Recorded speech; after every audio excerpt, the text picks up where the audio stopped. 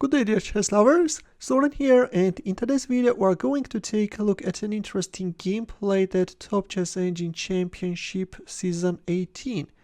As you know, this time in Season 18 defending champion was Leela Chess 0, and together with Stockfish they again qualified for the super final.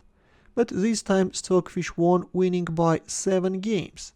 This is a game from round 14, and if I'm not mistaken, the game started from this fixed position. Let me go further.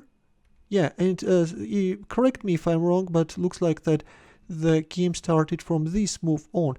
As you know, there are 50 different openings each engine plays from both sides, and game 13 and 14 started from this move on.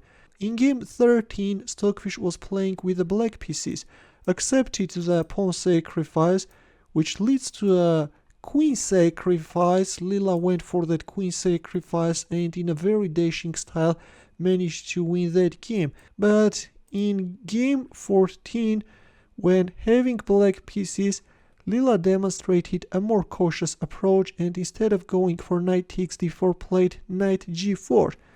Actually, after knight takes d4 you are already forced to sacrifice your queen, right? Yeah. Leela decided to sidestep that line, and now let's see how is this going to end up. White is first cornering black knight, although then won it, not allowing black knight to land on f5, and black got a nice bishop pair. Here the threat is bishop a6, that's why white played rook e1, queen e4 bishop g7, rook d1, rook a5, b3, a takes b3, c takes b3. Maybe from a human perspective, playing a takes b3, keeping the pawns near the center, is something which is worth of taking into consideration, but when you are recapturing with a c pawn, you are maintaining a passed pawn on the a file, right? Let us know how would you recapture in this position. C takes b3 was made by Stockfish, c5, e takes d6, e takes d6, knight d5. Now white will try to organize an attack relying on the power of his knights. Rook takes a2. White is organizing that attack at the cost of sacrificing a pawn. So then the pawn on a2 dropped, right? Queen goes back on d8, knight e7 check, king h8, knight c6. By sacrificing a pawn, white really got a dominant position, although still black is holding, no worries. Knight b5, queen d8, b4, rook a4. So far so good, we had an equality, but after this move, after rook a4, we have a huge change in evaluation, and after rook a4, Stockfish already gives white +3 advantage. According to Stockfish, the best defense is c6.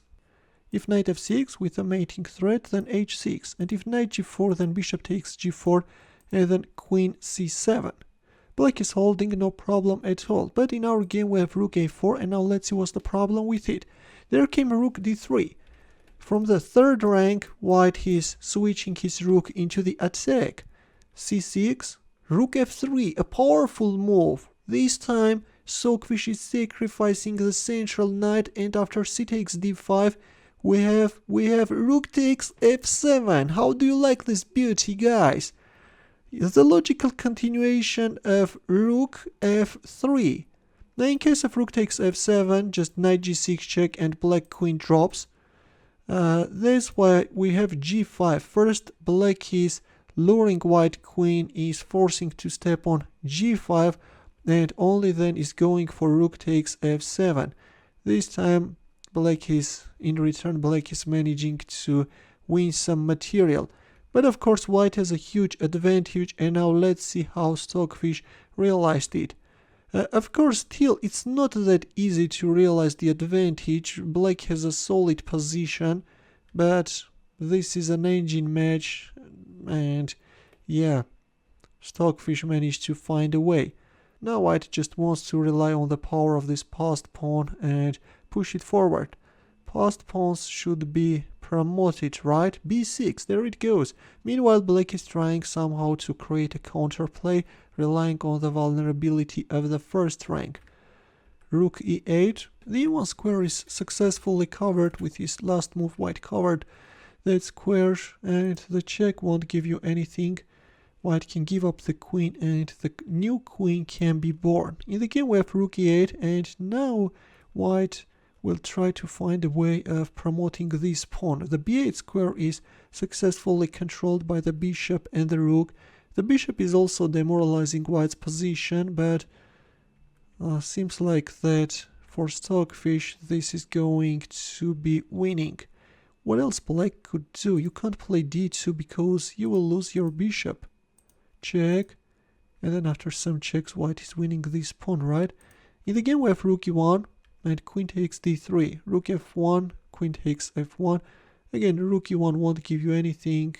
White pawn will be promoted to a queen, and it seems like that from black side, moving away the rook from the 8th rank was a huge mistake. First, white is exposing black king in order to give some checks.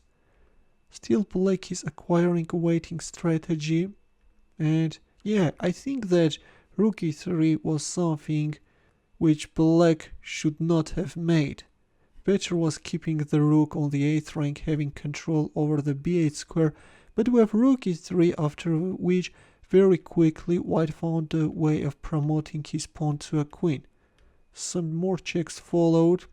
Before going for a pawn promotion, of course, white queen should be on e1 a5 diagonal.